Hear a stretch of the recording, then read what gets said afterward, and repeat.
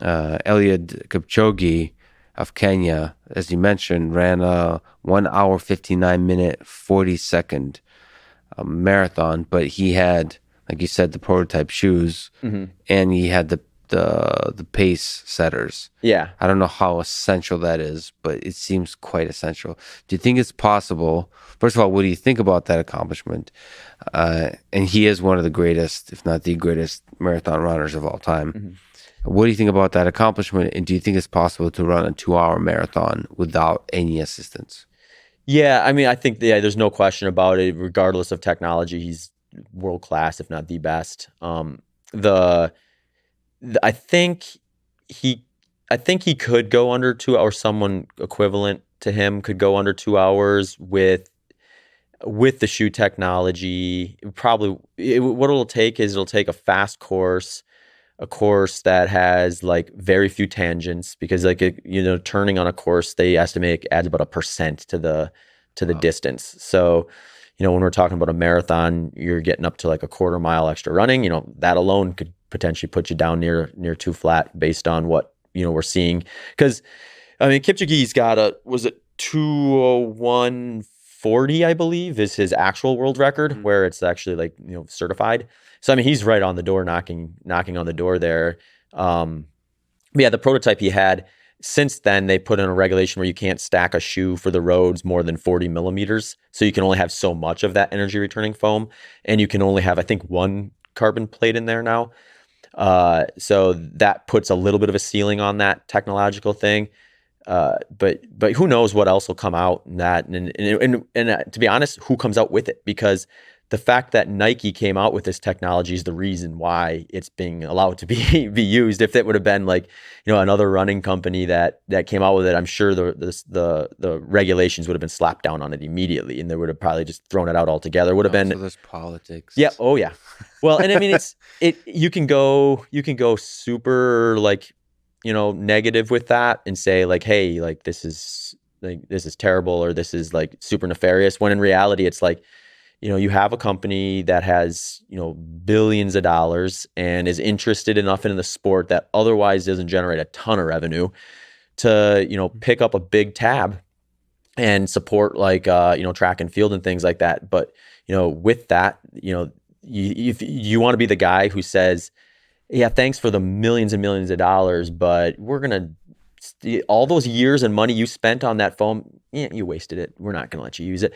But, if you're another company who, revolutionizes the sport in potentially a negative way, maybe you say no to them. So it gets interesting. That's the way. That's how it always happens. Yeah. There's really no way around it. I think Phil Meffetone, I think it's him, that he wrote a book about a 2 hour marathon. What are the limits? How fast could we run? And I think he puts it like 1 hour and 42 minutes, something like that, or 40 something minutes. It's kind of an interesting question of what are the limits. Do you think we'll just keep pushing the limits of what humans are capable of in the ultras, in the marathon? Is this just like the way, the way of sport? I mean, I think ultra for sure, because that is a fastly growing sport, and there's a lot of potential for much bigger bigger pool of like talent to pull from. That could really push the needle down on some of these performances and things like that. Especially as it becomes more popular. If people start realizing, or I shouldn't say realizing, but if a scenario happens where like, oh, I'm one of the best endurance athletes in the world, I make more money running ultramarathons than I do running the marathon, then all of a sudden we see every record get broken in a matter of a couple of years.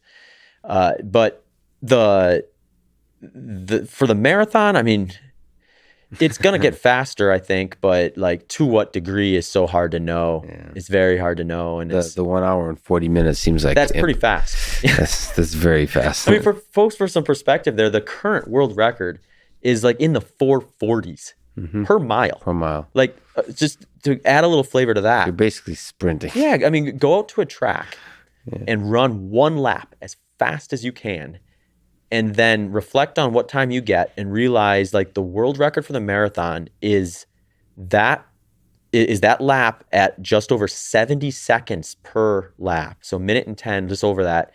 But you're doing it 26.2 miles. Yeah. So over 100 times. It's mind-boggling. But watching Eliud Kipchoge, just first of all, he was like smiling at the end of Yeah. it. So there's an extreme efficiency here Yeah. too. So he's able to just find the right way to maximize efficiency. He makes it look easy. I mean, that's true for basically every Olympic athlete. When you watch gymnasts, they kind of make it look easy. Yeah.